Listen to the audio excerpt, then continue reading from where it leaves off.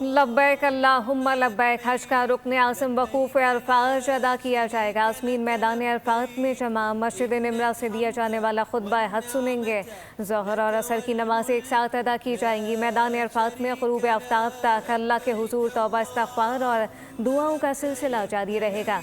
ग़ुरूब आफ्ताब के फ़ौरन बाद हुज्जाज अरफ़ात से मुज़दलिफ़ा के लिए रवाना होंगे। रात खुले आसमान तले मुज़दलिफ़ा में गुजारी जाएगी, जबकि मग़रिब और इशा की नमाज़ें मिलाकर एक साथ अदा होंगी।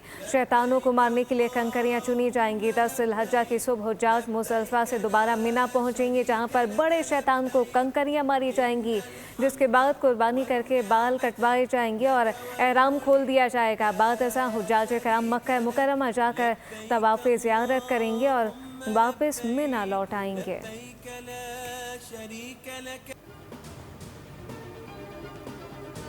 चीन दुनिया के लिए काबिल तकलीफ मॉडल बन चुका है। चीन ने मिसाली तरक्की की। माशी ताकत के लिहाज से चीन का कोई सानी नहीं। वज़ीर आज़म शहबाज शरीफ का पाक चीन सिफारती ताल्लुकात की 75वीं सालगिरह पर तकरीब से खिताब कहा कि 2010 के तबाहकुन सैलाब में चीन ने पाकिस्तान की भरपूर मदद की। खित्ते में अमन तरक्की खुशहाली के लिए चीन की कोशिशें काबिल तहसीन है। सदर शी जिनपिंग तनाज़ात के हल के लिए मुज़ाकरात पर यकीन रखते हैं। वज़ीर आज़म ने चीनी कारोबारी वफूद से मुलाकातें की। चीनी कंपनी ने मुख्तलिफ शोबों में सरमायाकारी बढ़ाने में दिलचस्पी का इज़हार किया।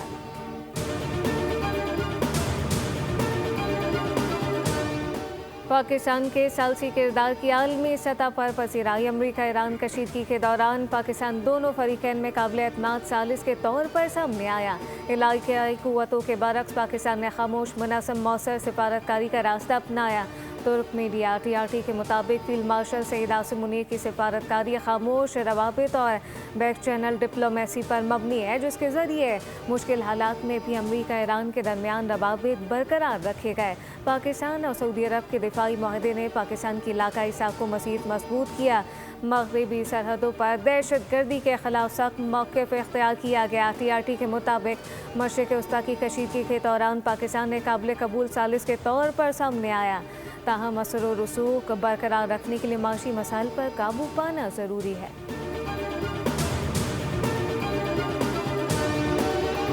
हम की कोशिशों को झटका। अमरीकी फ़ौज का जनूबी ईरान पर फ़िज़ाई हमला। तर्जुमान सेंटकॉम ने तस्दीक कर दी। कहा कि अमरीकी फोर्सेस ने जनूबी ईरान में दिफा के तहत हमले किए। हमलों में मिसाइल लॉन्च साइट, ईरानी कश्तियाँ निशाना बनाई गईं। कश्तियाँ बारूदी सुरंगें बिछाने की कोशिश कर रही थीं, जबकि जंगबंदी के दौरान तहम्मुल का मुजाहरा करते हुए अपनी फोर्सेस का दिफा करेंगे। ईरानी मीडिया का कहना है बंदर अब्बास में सूरत हाल कंट्रोल में है और तशवीश की कोई बात नहीं।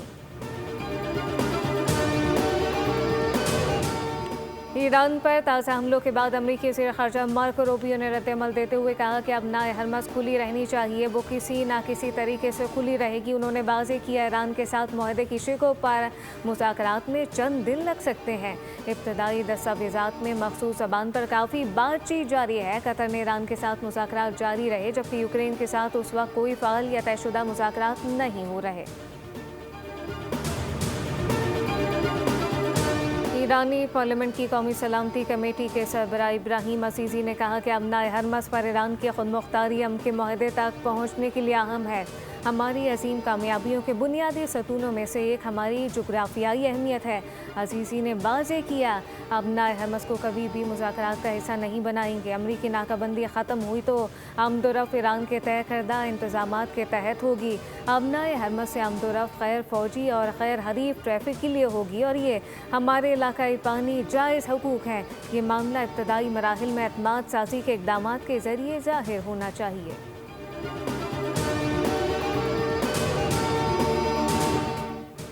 और आलमी मंडी में खाम तेल की कीमतों में उतार चढ़ाव जारी। बरतानवी क्रूड ऑयल की कीमत $98.39 फ़ी बैरल पर आ गई। अमरीकी खाम तेल की कीमत $92.05 फ़ी बैरल हो गई।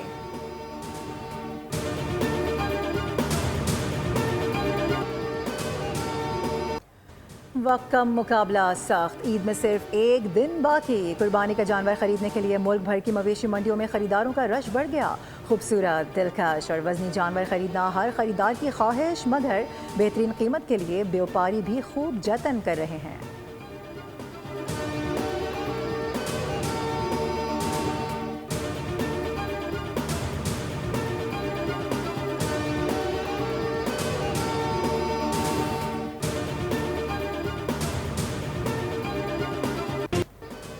कराची में पानी का बहरान, अवाम गर्मी में हुए हल्कान, ईद पर कैसे करेंगे जानवर कुर्बान, पानी की किल्लत से हैं शदीद परेशान। मुतासरा इलाकों में North Karachi, Nazimabad, buffer zone, PIB colony, Liaquatabad, Gulshan, Korangi, Landhi, Ibrahim Hyderi शामिल।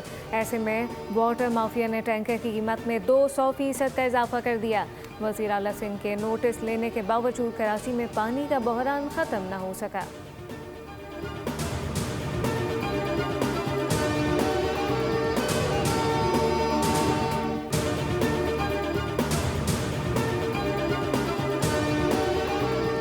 पाकिस्तान में बोहरा बरादरी आज ईद उल अज़हा मजहबी जोश व जज्बे के साथ मना रही है। बोहरी बरादरी की नमाज ईद का मरकजी इज्तिमा कराची की ताहिरी मस्जिद सदर में मुनक़्क़िद किया गया, जहाँ पर बड़ी तादाद में अफराद ने शिरकत की। इज्तिमा में मुल्क की अमन व सलामती, खुशहाली और तरक्की के लिए खुसूसी दुआएं मांगी गईं। नमाज ईद के बाद सुन्नत इब्राहिमी की अदायगी के लिए कुर्बानी की गई, जो ईद के तीनों अयाम तक जारी रहेगी।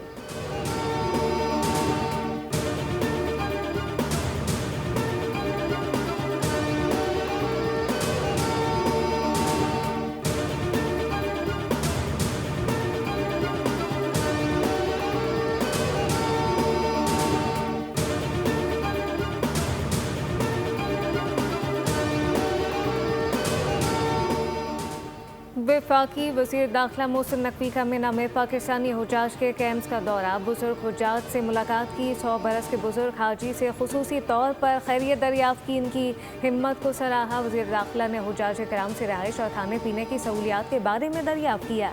मोहसिन नकवी ने कहा कि हर हाजी हमारे लिए बहुत ख़ास है और मसाइल के हल के लिए अमला मौजूद है। उन्होंने सऊदी हुकूमत, वली अहद और वज़ारत हज का शुक्रिया अदा किया। पाकिस्तान में इमिग्रेशन की सहूलत फराहम की गई।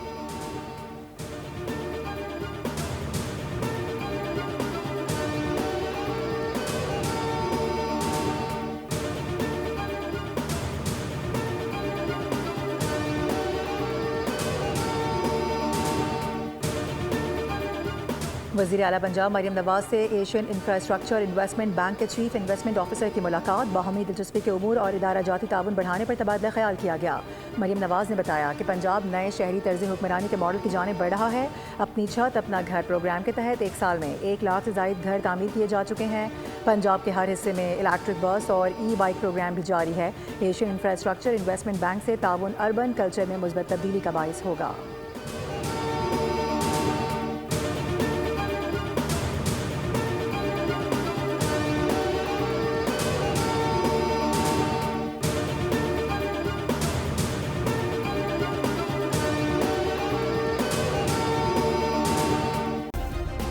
सब्सक्राइब करें और बेल दबाएं ताकि कोई खबर रह न जाए।